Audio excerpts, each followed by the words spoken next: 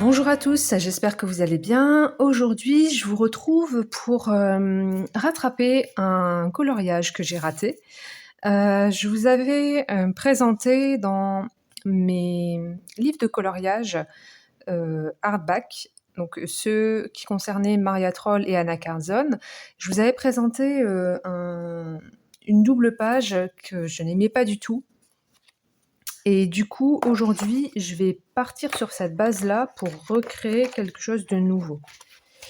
Alors, où est-elle? C'est cette double page. Donc, je vais travailler sur celle-ci. Peut-être pas sur celle-là aujourd'hui. Je vais voir ce que j'ai le temps de faire. Je vais travailler sur celle-ci. Je vais poser une couche de gesso au fond. Parce que comment dire? En temps normal, je l'aurais pas fait si ça avait été de l'aquarelle ou autre, j'aurais pas fait, j'aurais mis directement ma peinture. En fait, je veux poser de la peinture acrylique, mais comme, au niveau du fond, j'avais mis de l'aquarelle nacrée de chez Action, cette peinture, elle a une texture vraiment bizarre et un peu plastifiée, donc j'ai peur que ma peinture, ne tienne pas bien dessus. Donc je vais mettre du gesso au fond. Au niveau de l'illustration, je vais garder toutes les teintes, mais je vais venir retravailler dessus pour donner un peu de profondeur et une ambiance un petit peu différente. Donc ça va être mon programme pour la journée.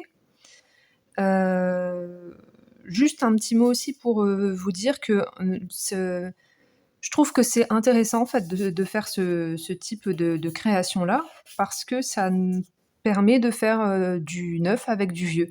C'est-à-dire que, comment dire? Moi, je trouve que c'est un bon exercice quelque part de se servir de quelque chose qui ne nous plaît pas pour le transformer en quelque chose qui nous plaît. Je trouve ça intéressant. Euh, ouais, je trouve que c'est intéressant comme démarche. Donc, bah, écoutez, moi, je vais faire ça cet après-midi. Donc, je vais commencer par mettre du gesso. Donc, le gesso que j'utilise, c'est le gesso PBO. Donc, celui-ci, il est transparent. Pour celles et ceux qui ne connaissent pas, en fait, ça se présente comme ça. Donc, c'est un petit peu comme une peinture acrylique, mais avec une texture un peu différente, un peu entre la gouache et l'acrylique, je dirais, au niveau de la texture quand on l'applique. Celui-ci, il est transparent, donc il est blanc quand on le regarde comme ça, mais quand il va sécher, il va devenir transparent. C'est du matériel qui... Je fais des trucs en même temps que je vous parle, hein. Donc du coup, je suis déjà partie dans un truc complètement dissipé. Merci bien. Bon, alors c'est du matériel qui normalement sert à préparer des toiles avant de les peindre. Je dis bien normalement parce que tout matériel, on peut l'utiliser, le détourner, on en fait un peu ce qu'on en veut. Mais normalement, l'utilisation du gesso, c'est pour mettre sur des toiles ou du carton pour pouvoir ensuite peindre dessus.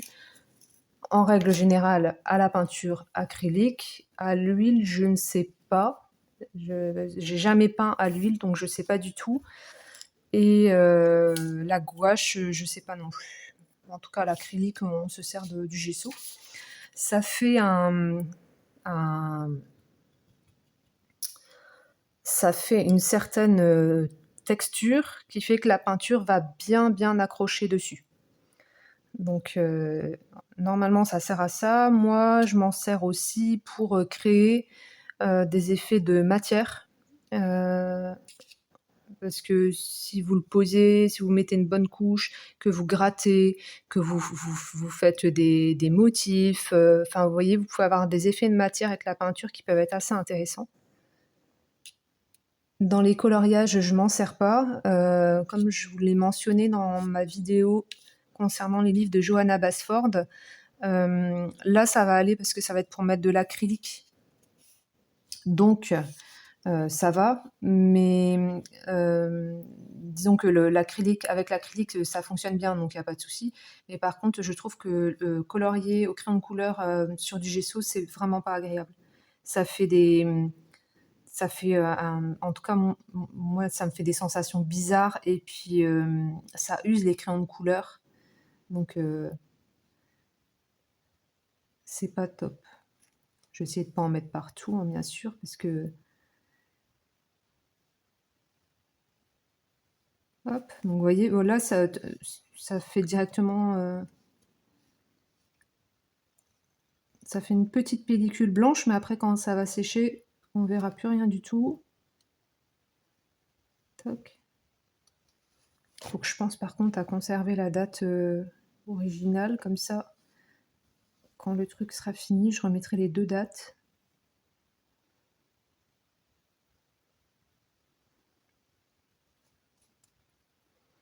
Ça sèche vite normalement.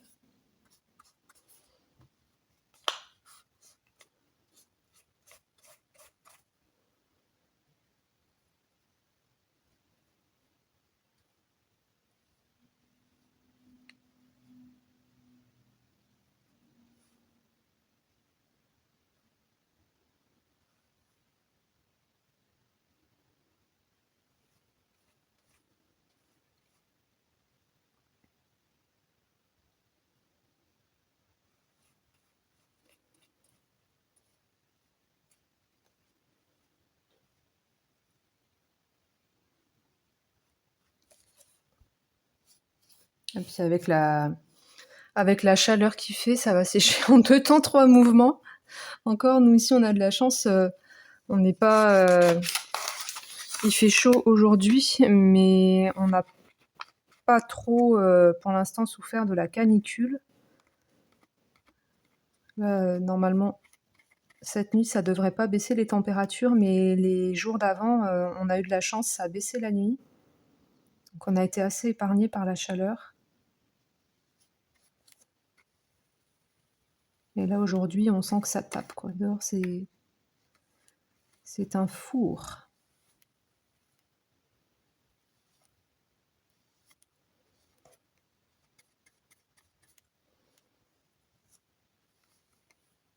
J'ai essayé de faire un truc où il n'y a pas de... J'essaye de pas mettre trop de traces. Pas parce que ça va se voir, mais c'est parce qu'après, quand je vais poser la peinture, ça va faire de la matière, sinon.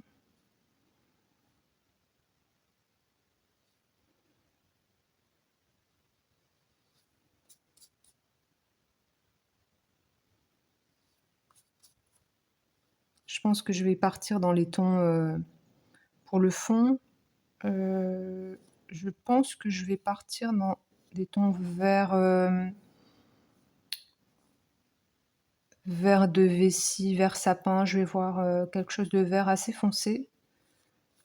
Je ne sais pas encore comment je vais faire mon mélange.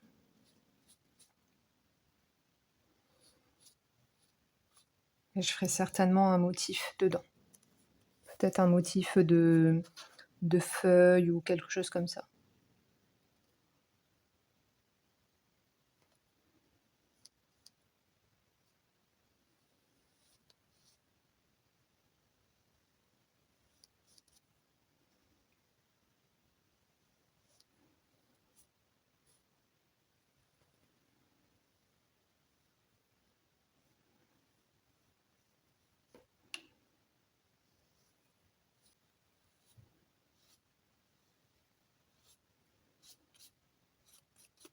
Voilà.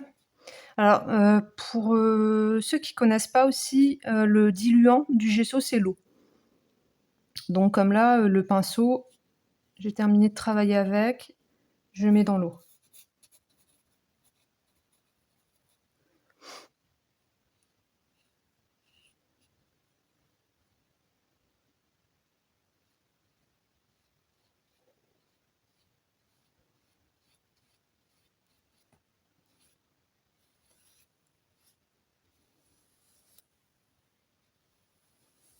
Voilà.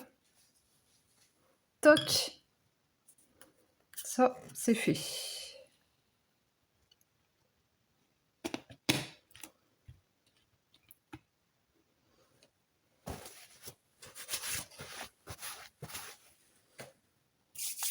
Alors, pendant que ça sèche, je vais m'atteler à l'illustration. Je sais pas quel crayon je vais prendre.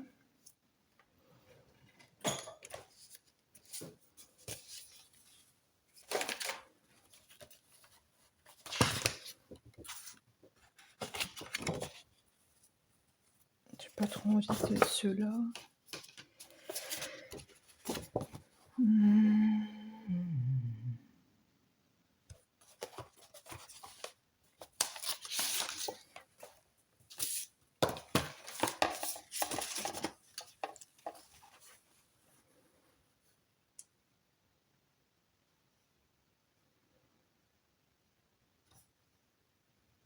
Je pense que je vais partir sur les bruts de funeur aujourd'hui. Je suis d'humeur brut funeur.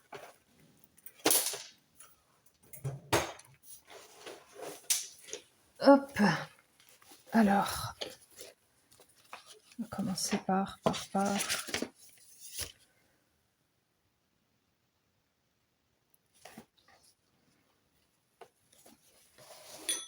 Je suis en train de réfléchir parce que j'aimerais trouver une solution pour faire quelque chose d'un peu plus orangé. Et du coup, il faut que je tienne compte des couleurs que j'ai mis dessus. Donc, que je tienne compte du rose et du violet. Comment vais-je faire? Bon, on va essayer, hein, de toute façon. Il faut essayer. Il faut oser.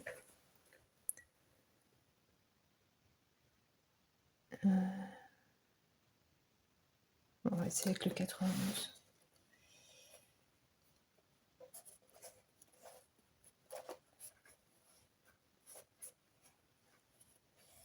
Déjà que je trouve mon crayon de couleur. Je sais pas si vous c'est pareil, mais moi quand je cherche un crayon de couleur, c'est toujours à ce moment-là en fait que je ne le trouve pas. Il y a des moments où je cherche une couleur, je la trouve pas, je cherche partout, je la trouve pas, puis je la retrouve une fois que le coloriage est fini.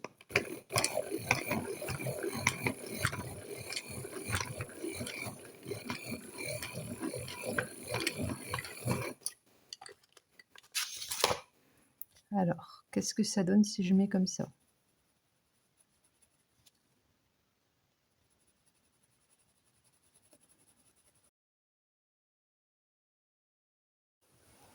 Alors, je démarre avec donc du coup des couleurs chaudes, jaune et orangé, pour donner un peu de lumière dans le fond, pour changer un peu l'atmosphère qu'il y avait.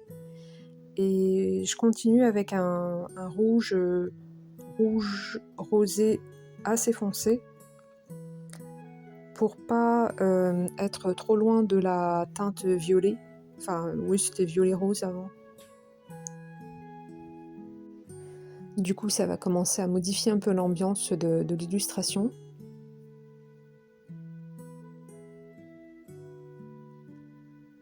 Là, je m'attaque au rocher, à la mousse, et je mets du contraste.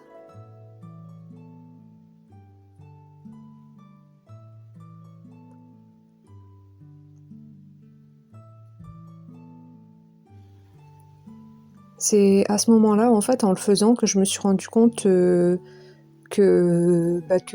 ma mise en couleur initiale était vraiment toute plate. Je l'avais faite au Derwent Intense, mais je n'avais mis, je crois que j'avais mis qu'une seule couche.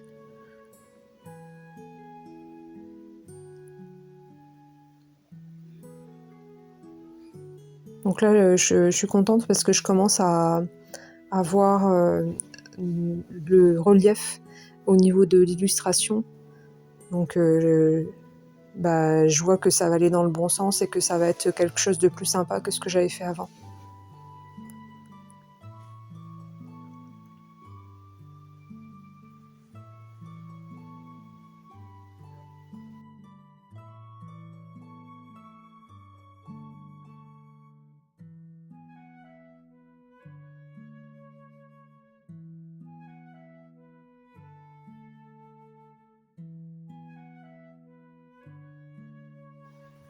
Donc là, je continue sur ma lancée de mettre du contraste. Donc j'en mets dans les feuilles, dans l'arbre.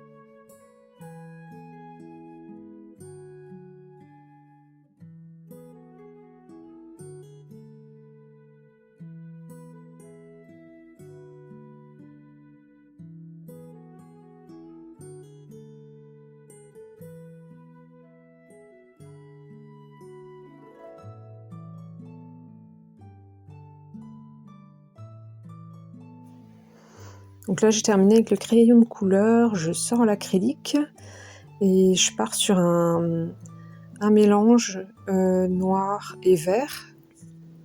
Donc j'ai pris 2 verts différents et du noir pour obtenir un vert très très sombre. Et je commence à appliquer ma peinture sur le gesso.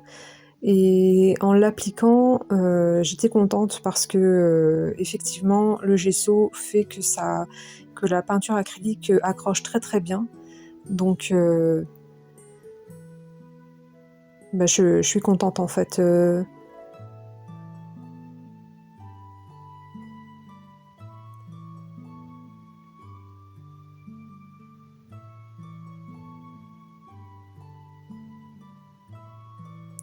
Ça accroche tout seul.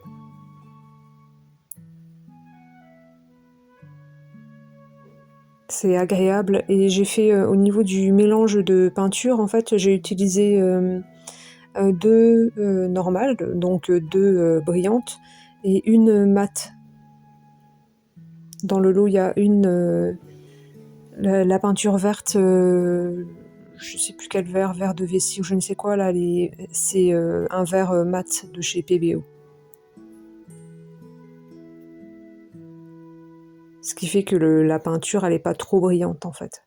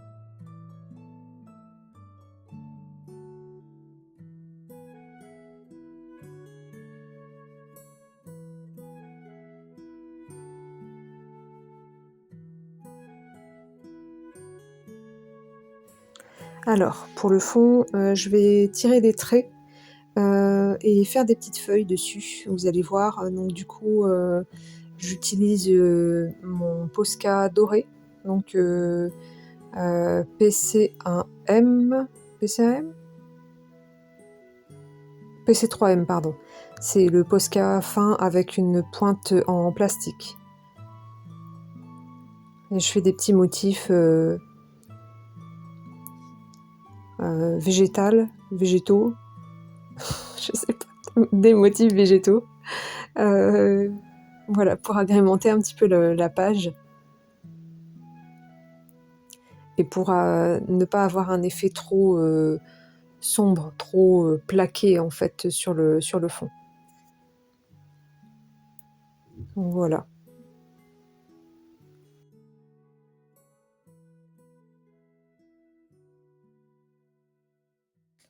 Alors voilà, j'ai terminé, je trouve que ça va. J'ai réussi à faire quelque chose, qui me convient. Hem, je suis contente parce que j'ai réussi à redonner un peu de profondeur. J'ai de la peinture partout. J'ai réussi à redonner un peu de profondeur, à l'illustration.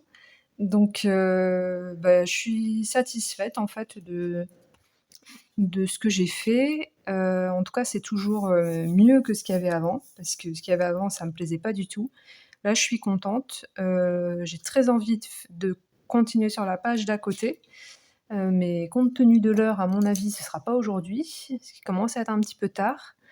Bah, écoutez, j'espère que cette, vidéo vous aura plu, que ça vous aura donné, des idées, des envies et surtout, que cela vous aura donné envie de sortir vos crayons. Je vous dis à bientôt et je vous fais des bisous.